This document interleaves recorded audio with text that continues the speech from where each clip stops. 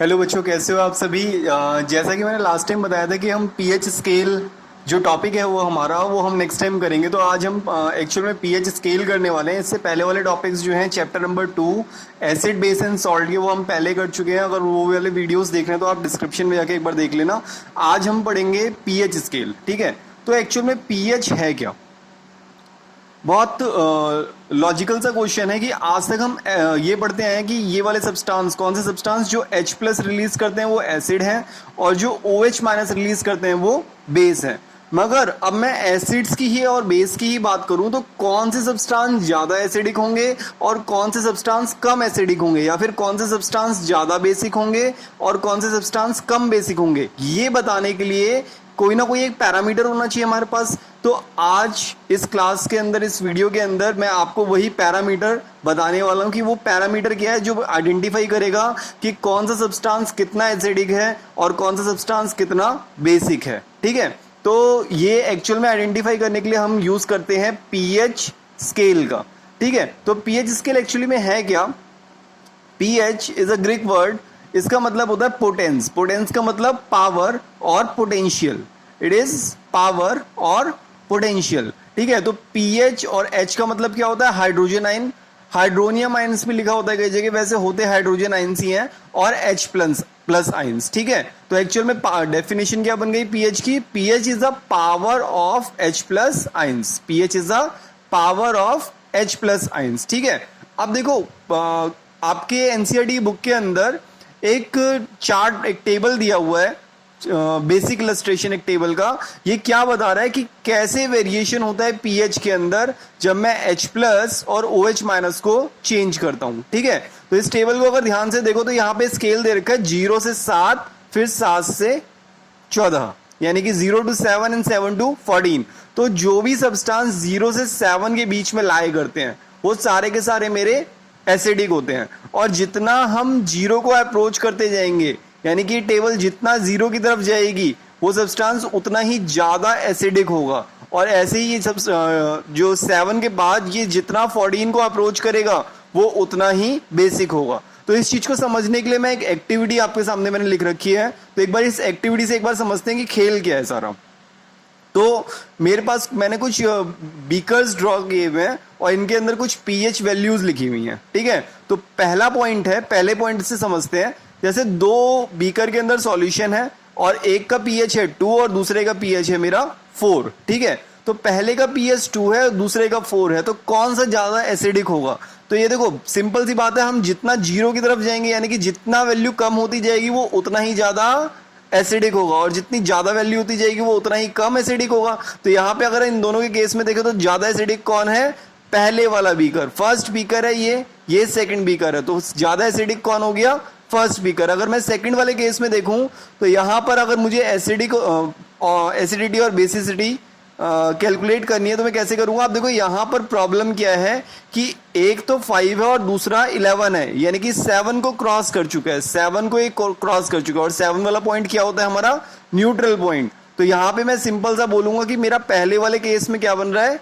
Acid, और दूसरे वाले केस में क्या बन रहा है? बेस। मगर ए केस को अगर हम देखें, ए केस के अंदर क्या था कि दोनों ही एसिड थे, बट ज्यादा एसिडिक कौन था? फर्स्ट केस, ठीक है। ऐसे हम सेकंड केस में आए तो यहां पर ज्यादा बेसिक कौन सा होगा?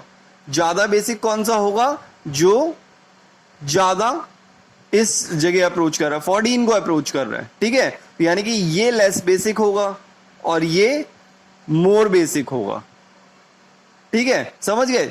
यानी कि एसिड के अंदर जितनी कम वैल्यू होगी वो उतना एसिडिक होगा, और बेसिस के अंदर जितनी ज्यादा वैल्यू होगी वो उतना ही बेसिक होगा, ठीक है। तो एनसीईआरटी की बुक के अंदर एक और भी आप डायग्राम देखोगे तो उस डायग्राम के अंदर मैंने कुछ और वैल्यूज ऐड कर दी हैं, कुछ और एग्जांपल्स ऐड कर दिए हैं। तो ये एक्चुअल में एक स्केल है 0 से लेकर 14 तक का, जहां पे कुछ एग्जांपल दे रखे हैं। एग्जाम में डायरेक्टली क्वेश्चन आएंगे कि what is the pH value of gastric juice, what is the pH value of lemon juice, what is the pH value of mouth, ठीक है। तो आपका जो आंसर है वो आपको कहीं ना कहीं यहाँ पे थोड़ा बहुत मेमोराइज करना पड़ेगा, क्योंकि इसका जो फॉर्मूला है कैलकुलेशन का वो हम अगले साल पढ़ेंगे। क्लास 11th में अगर आप साइंस लेते हैं तो आपको पीएच निकालने का फॉर्मूला पढ़ाया जाएगा, ठीक है। तो फॉर द टाइम बिंग आपको पीएच स्केल की वैल्यूज याद रखनी है। जैसे गैस्ट्रिक जूस का 1.2 है, लेमन जूस का 2.2 है, माउथ का हमारा 5.5 से कम होता है, ठीक है। ऐसे ही प्योर वाटर और ब्लड का 7.4 होता है, मिल्क ऑफ मैग्नीशिया का 10 होता है और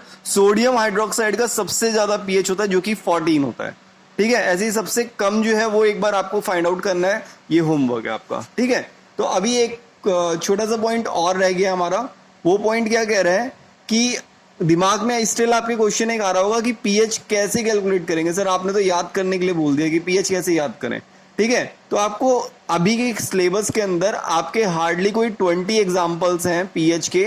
एनसीईआरटी की बुक के पेज नंबर 25-26 को अगर खोल के देखोगे तो वहां पे आपको बहुत सारे जो एग्जांपल्स लिखे हुए दिखे हैं, वही एग्जांपल्स आपके एग्जाम के लिए काम किए हैं, ठीक है। और अगर तब भी आपके दिमाग में क्वेश्चन आता है तो पीएच कैसे कैलकुलेट करेंगे, तो उसका फॉर्मूला क्या है पीएच कैलकुलेट करने का? पीएच कैलकुलेट करने का फॉर्मूला है -log H+ आयंस। अब इसके लिए आपको लॉगरिथम पढ़ा हुआ होना चाहिए, ठीक है, क्योंकि ये मैथमेटिकल कंसेप्ट हमने कभी पढ़ा ही नहीं, क्योंकि ये हम क्लास 11th में पढ़ने जाएंगे, इसलिए ये वाला टॉपिक जो है ये हमें यहीं पे रोकना पड़ेगा, ठीक है। तो पीएच कैलकुलेट करने का यही फॉर्मूला होता है और इस फॉर्मूले की हेल्प से आप जितने भी हमने यहाँ वैल्यूज लिखी हैं ये सारी की सारी वैल्यूज आप कैलकुलेट कर सकते हो, ठीक है।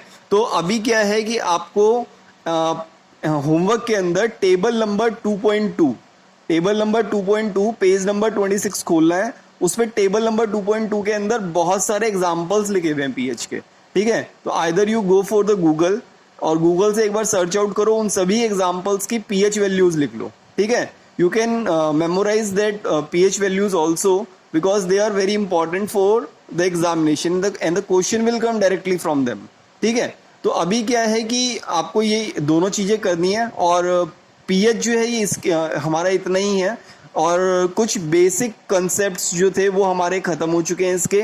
पीएच के अंदर जो है वो आप बाकी के हमारे एग्जाम्पल्स बचे हैं जो कि आपको खुद से एक बार एनसीईआरटी से देखने हैं। मैंने 6-7 एग्जाम्पल आपको बताए और बाकी 10-12 एग्जाम्पल आपको एनसीईआरटी की बुक से फाइंड आउट करने हैं। और इसके साथ हमारा पीएच का जो टॉपिक है ये खत्म हो गया। पीएच से आपका 2 मार्क्स का क्वेश्चन कम से कम डेफिनेटली बनेगा एग्जाम के अंदर। एक क्वेश्चन बनेगा व्हाट इज पीएच और दूसरा क्वेश्चन बनेगा एग्जाम्पल क्या होगा पीएच का, ठीक है। तो आपको ये पूरा का पूरा जितना भी हमने इलस्ट्रेशन लिखा है इसको अच्छे से समझ लेना है, जहां भी जैसा भी यूज हो वैसा हम इसको अप्लाई कर देंगे। तो इसके बाद हम नेक्स्ट टाइम में हम इस टॉपिक के लास्ट वाले जो बचे हुए कंसेप्ट्स हैं इस चैप्टर के वो करेंगे। तब तक के लिए अपना ध्यान रखो, घर पे रहो, सुरक्षित रहो। Okay, bye bye, tata, take care.